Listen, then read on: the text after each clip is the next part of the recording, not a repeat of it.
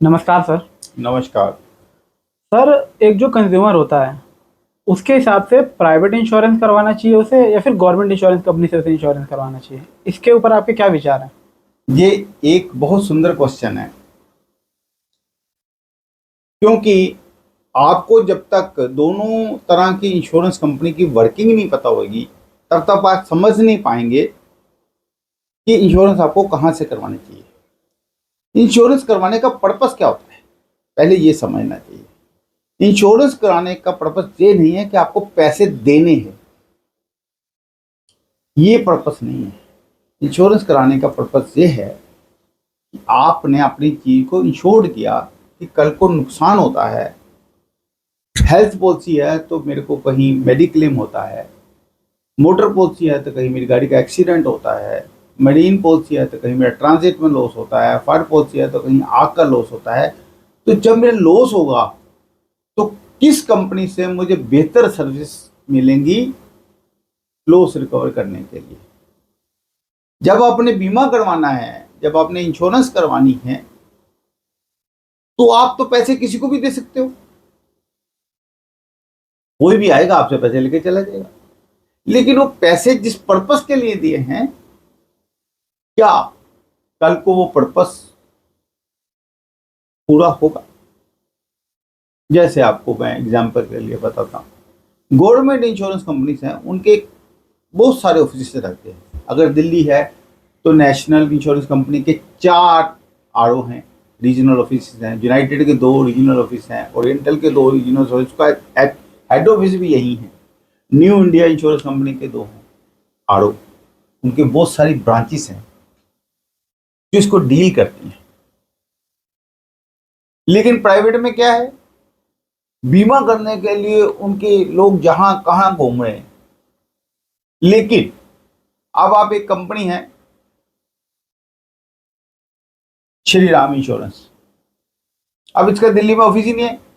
Claim आपका हो जाएगा तो दिल्ली में कोई आदमी नहीं है, इनका ऑफिस जयपुर में है। सारे देश को जयपुर से कंट्रोल करते हैं। अब आप दिल्ली में बैठे हैं, आपने बीमा करवा लिया, आपका कांटेक्ट नहीं हो पा रहा, तो आपको अगर किसी ऑफिस में जाना तो कोई ऑफिस अवेलेबल नहीं है, तो ऐसी कंपनी का क्या फायदा। कोई ऐसी कंपनी बाकी प्राइवेट जो इंश्योरेंस कंपनीज है, तो आप किसी भी प्राइवेट इंश्योरेंस कंपनी में जाके एक बार देखना, वहां अंदर घुसोगे तो एक लड़की बैठी होती है, एक गार्ड खड़ा होता है, वही आपको अटेंड करते हैं। वो भी ऐसे अटेंड करते हैं जैसे वो वहां के प्राइम मिनिस्टर होते हैं।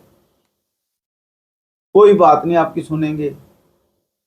आप पूछेंगे जी XYZ आदमी को मिलना है, वो तो है नहीं जी, उनका जवाब फिक्स है, वो है नहीं जी। आप टाइम लेके आते तो उनको कोई, उनको फोन करते हैं उठाते नहीं है, तो बोले जी हम कुछ नहीं कर सकते। उनको कोई जी उनको मिलना है, बोले जी है नहीं, तो कोई जी फिर क्या करें, किसी और को मिला दीजिए, ऐसे यहाँ मिलता नहीं जी कोई, सबका अपना अपना काम है। तो मतलब आप तो किसी को मिल ही नहीं सकते। नंबर 2, अगर आप चिल्लाओगे तो किससे लड़ोगे, गार्ड से लड़ोगे, तो उसका स्टैंडर्ड आपके स्टैंडर्ड से बहुत लो है, तो उसमें भी आपकी बेइज्जती है। दूसरी लड़की बैठी है तो कल को कहेगी कि मुझे तो छेड़ दिया, तो करोगे क्या आप।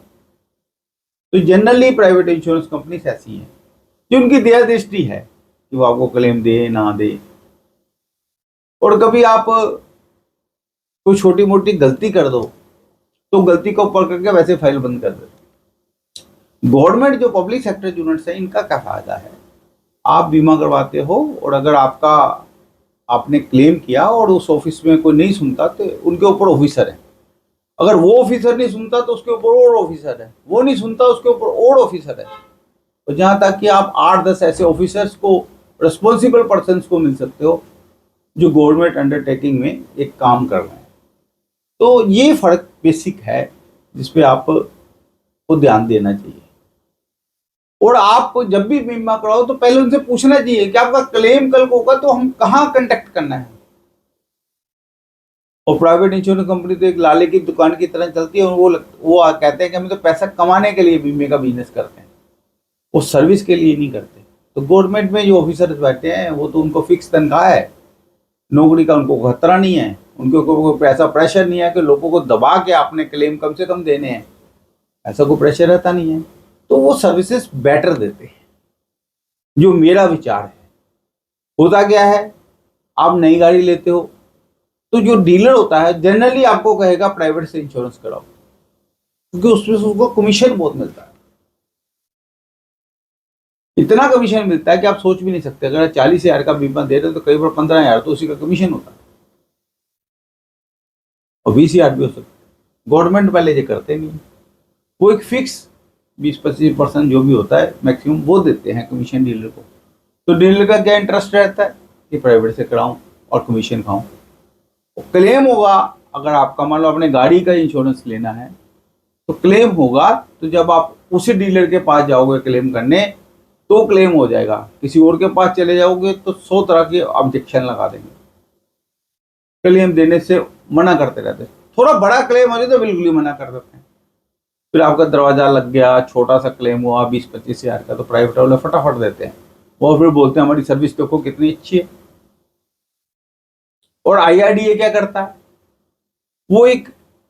वो डाटा देता है कि इस कंपनी की क्लेम रेशो 95% है। आप बड़े खुश होते हो यार, 95% का मतलब 100 क्लेम आए थे 95 पे कर दिए, 5 जे करेंगे।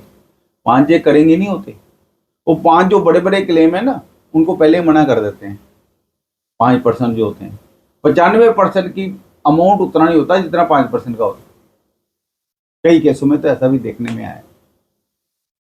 तो उस दृष्टि से ये लोग जो है एक्सप्लॉइट करते हैं कंज्यूमर को। लेकिन गवर्नमेंट में एक्सप्लॉइटेशन कंपैरेटिवली कम है। प्राइवेट की वजह से उनके ऊपर भी प्रेशर आता है, लेकिन कंपैरेटिवली कम है। तो मेरा तो आज यही है, बीमा कहीं से भी करवाओ, सोच समझ के करवाओ, मिनिमम प्रीमियम और बेस्ट रिजल्ट्स के लिए करवाओ, लेकिन क्लेम करते वक्त इतने जागरूक रहो कि आपको कोई एक्सप्लॉइट ना कर सके। अगर आप इस तरह से सोच के बीमा करोगे तो वो एक आपका बेस्ट चॉइस रहेगी। Thank you.